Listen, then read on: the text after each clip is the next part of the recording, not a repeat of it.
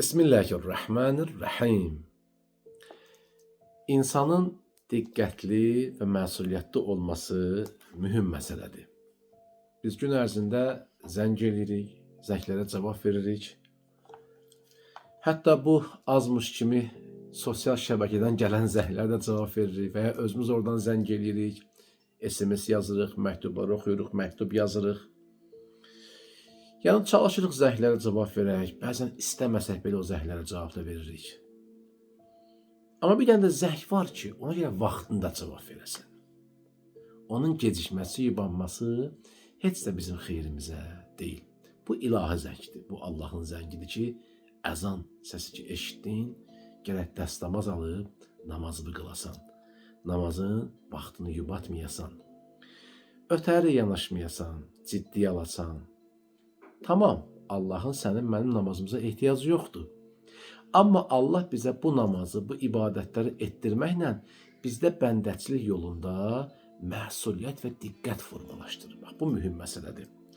Bir dənə hədis deyim sizə inşallah. İmam Cəfər Sadiq əleyhissalamdan Peyğəmbər salavatullah buyurur ki, məhcisə daxil oldu. Orada əshabından bir dəstə insan var idi. Peyğəmbər salavatullah soruşdu. Rəbbinizin nə buyurduğunu bilirsinizmi? Sahabələr dedilər.